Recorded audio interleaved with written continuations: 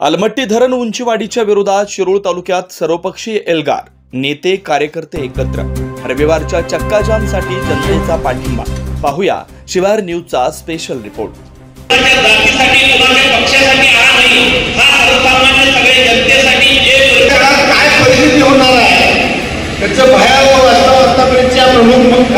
शिरूर तालुक्याच्या राजकारणात कायम स्पर्धा, कटुता आणि परस्पर विरोधी यांची ठसठशीत छाप असते।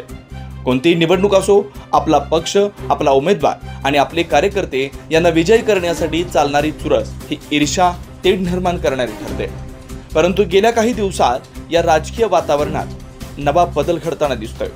अलमट्टी धरणाच्या उंचीवाढी विरोधात शिरूर तालुक्यातील सर्वपक्षीय नेते, लोकप्रतिनिधी आणि कार्यकर्ते एकत्र येत आहेत। रविवार 18 मे रोजी अंकली टोल नाक्यावर चक्का जाम आंदोलनाची घोषणा करण्यात आली आहे। हे आंदोलन सर्वपक्षीय कार्यकर्त्यांच्या पुढाकाराने होत आहे। अलमट्टी धरणाची उंची वाढल्यास महापुराचा धोका वाढणार आहे आणि याचा सर्वाधिक फटका शिरूर तालुक्याला बसतो। ही या आंदोलनामागील प्रमुख भावना आहे। पिछलेल्या काही वर्षातील महापुरांचा अभ्यास घेतला असता 2005, 2019, 2021 आणि 2024 या वर्षामध्ये शिरूर तालुक्यात मोठ्या प्रमाणात पूरस्थिती उद्भवलेली होती। हजारो लोकांचं स्थलांतर, शेतीचं नुकसान, घरं उद्ध्वस्त होणं आणि जनावरांचा मृत्यू या घटनांनी लोकजीवन उद्ध्वस्त केलं होतं। स्थानिक लोकांच्या मते या पुरामागे अलमट्टी धरणाचं नियोजन हे महत्त्वाचं कारण ठरलंय।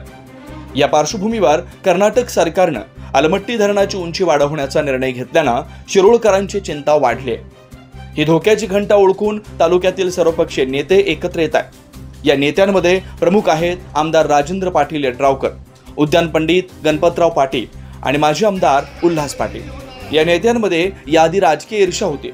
निवडणुकीतील जय पराजय उफाळून येत होता, परंतु अलमट्टीच्या मुद्द्यावर त्यांनी आपली राजकीय मतभेद बाजूला ठेवून जनहितासाठी एकत्र येण्याचा निर्णय घेतलाय।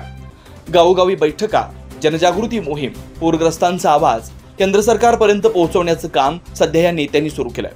तालुक्यात विविध ठिकाणी दौरे करून अलमट्टी उंची वाढीमुळे होणारं नुकसान समजावून सांगण्यात येत आहे। त्यामुळं ही लढाई केवळ राजकीय न राहता जनतेचीही बनली आहे। रविवारी होणाऱ्या चक्काजाम आंदोलनात हजारोंच्या संख्येनं जनतेचा सहभाग अपेक्षित आहे। हे आंदोलन केवळ एक निषेध नसून शिरूर तालुक्याच्या भविष्याची लढाई आहे, अशी भावना सर्वत्र दिसून येते। या ऐतिहासिक एकीमुळे शिरूर तालुक्याच्या राजकारणात एक नवा अध्याय सुरू झालाय।